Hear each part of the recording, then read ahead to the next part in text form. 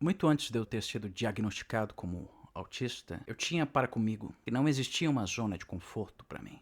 Eu não saberia dizer o que é uma zona de conforto. Em todos os lugares que eu vou, eu me sinto deslocado, me sinto não confortável. Então, quando falavam sobre zona de conforto, eu não sabia o que significava. Até hoje eu tenho uma certa dificuldade em entender a noção dessa zona de conforto que as pessoas aparentemente buscam. Alguns conseguem, ficam um pouco de tempo lá, depois retornam. Às vezes a zona de conforto de uma pessoa pode ser uma zona completamente arenosa e completamente desconfortável para outra pessoa. Assim não é diferente com os autistas. Tirando o fato de que, ao conversar com os autistas, uma parte do discurso que é falado é que é sobre as formas que eles lidam com o desconforto de todos os dias. Os problemas, as dificuldades. Então, falar sobre uma zona de conforto no autismo é completamente complicado, se é que ela de fato existe. Na minha experiência, é possível que pessoas que me viam esgotado, não interagindo, deitado após um esgotamento, poderiam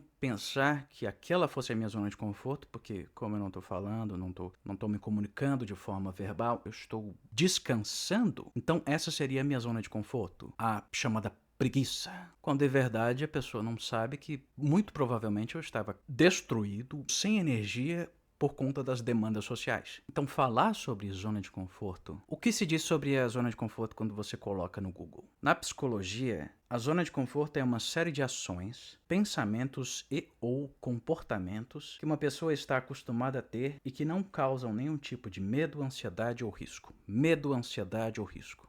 A regulação emocional, ou a tentativa de regulação emocional, é tentar se livrar da ansiedade, muitas vezes do medo também, e do risco de entrar em uma crise. Então já aí não casa, não existe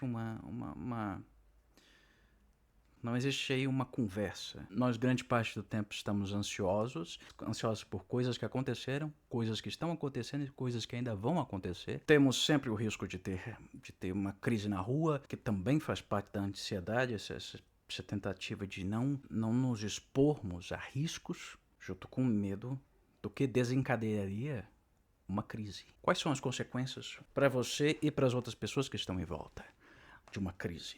As pessoas talvez não saibam como te ajudar numa crise. Tentariam ajudar, às vezes piorando, se não tiverem a abordagem mais correta para te ajudar naquela situação. E você acaba ficando desorientado e não consegue se ajudar. Não consegue comunicar, muitas vezes ficando não verbal e muitas vezes pelo não entendimento dos seus próprios sentimentos naquela ocasião, você não consegue se regular para sair dela. Pode-se falar, a zona de conforto, você pode atingir a zona de conforto quando você faz uma coisa que você gosta, faz uma comida que você gosta, assiste a uma série que você gosta, um filme que você gosta, mas existe sempre não sei se partilhamos desse mesmo sentimento. Mas para quem tem ansiedade, para essas cabeças que não param de pensar, existe sempre a questão de dar o próximo passo. Existem outras questões que podem influenciar você curtir esse momento, como por exemplo as questões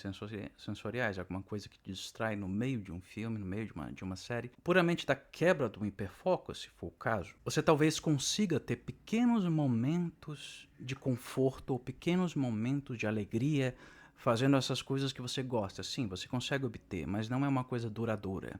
Aí você pode questionar. Isso também acontece com os neurotípicos, mas a frequência que isso acontece com os neurodivergentes é muito menor pela própria questão cerebral, pela própria questão do funcionamento, pela própria questão do que você absorve, de como você consegue absorver e de como você consegue interagir com as coisas. Para você chegar nesse momento, sair das demandas sociais, tentar relaxar, tem um caminho de sofrimento até chegar nesse ponto. Neurotípicos podem, depois de um dia de trabalho, o trabalho ficou no trabalho e você a partir daquele momento quer tomar um banho, assistir uma série. Mas os autistas, eles depois que eles saem do trabalho, eles têm ainda a carga das interações sociais, a baixa de energia, e quando eles chegam em casa, eles tentam fazer o lugar ficar o mais confortável possível para que eles consigam descansar.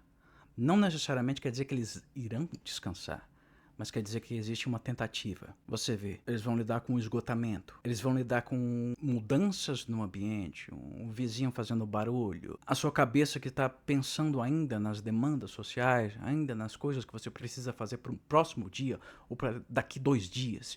Então uma zona de conforto fica cada vez mais difícil de ser atingida e talvez para alguns nunca seja atingida. Que é uma coisa bastante triste de se pensar, mas é uma coisa para se reavaliar. Como a gente poderia fazer com que a nossa vida encontrasse mais desses momentos prazerosos, que podem não durar, mas que farão uma diferença no longo prazo.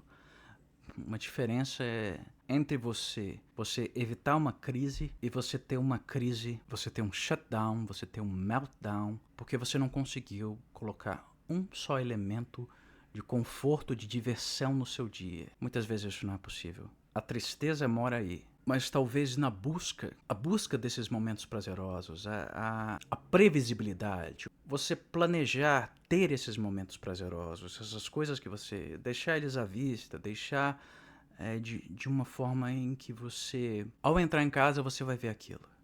Você vai ter um sentimento diferente, um sentimento mais alegre com aquilo, seja ele um objeto, seja uma série de TV, um filme, seja uma HQ, seja um mangá, qualquer coisa, mas que ele esteja à vista e que quando você estiver para entrar nesses momentos sem energia, que aquilo te dê um pouco de energia para que você continue. Muito obrigado por assistir. Deixe o seu like, compartilhe, comente, mande para todos os seus amigos e vamos lá, espalhando conhecimento. Eu não sou um profissional da área, eu sou ator e roteirista. Então, muito obrigado pela sua audiência e até o próximo!